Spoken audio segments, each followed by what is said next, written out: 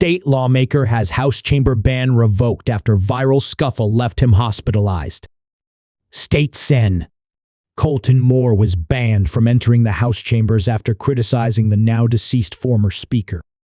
A Georgia state senator has had his ban from entering the State House chamber revoked following an ugly incident on Thursday, which saw him flung to the floor, arrested, and subsequently hospitalized. State Sen.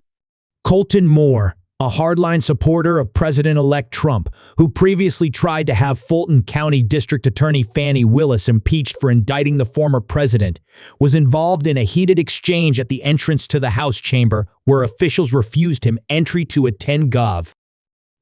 Kemp's State of the State address. Moore, of Trenton in Dade County, ended up being pushed to the floor by Keith Williams, a lawyer for House Speaker John Burns' office, who was trying to enforce a ban placed on Moore by the Speaker. Moore was banned from entering the chamber after he blasted the state Senate's decision last year to consider a resolution to name a building at the University of North Georgia after the now-deceased former House Speaker, David Ralston. Moore on Thursday made several attempts to brush past House staffers, but was pushed back on several occasions. Then, at one point, Williams sent Moore flying, with the senator falling awkwardly to the floor. After another attempt to enter, Moore was arrested by state troopers and led away. Later in the evening, Moore posted a video of himself sitting on a hospital bed with a blood pressure monitor strapped to one of his arms. His other arm was elevated on the bed's guardrail. "I did take a bit of a beating. My hand, it's a bit swollen and purple.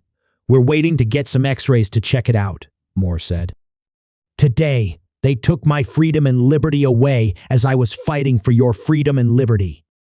But I tell you what, we still have a constitutional duty to do work, and I'll still be in that legislature tomorrow morning.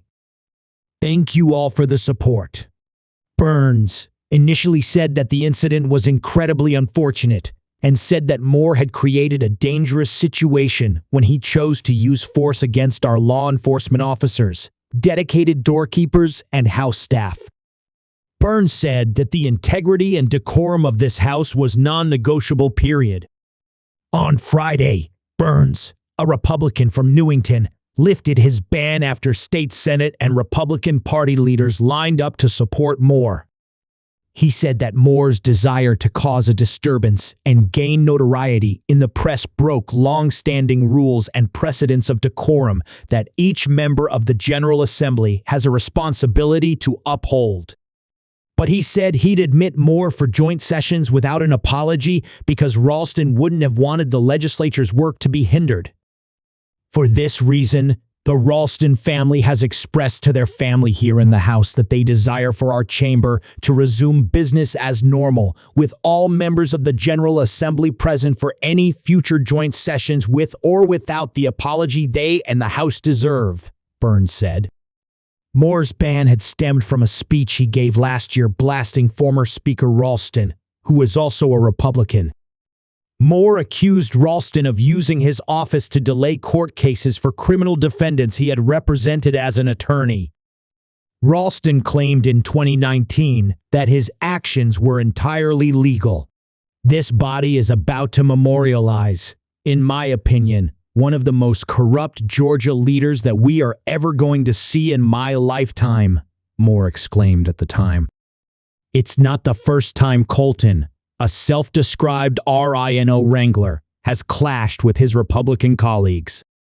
In 2023, Georgia's Republican Senate caucus suspended Moore for attacking them for opposing his plan to impeach Willis for indicting Trump in an election interference case.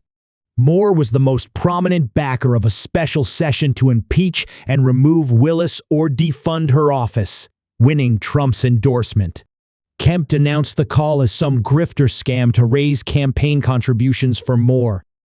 The Willis case eventually unraveled, in part because she was in a romantic relationship with a prosecutor she had hired. Moore was booked into Fulton County Jail on a misdemeanor charge of willful obstruction of law enforcement officers.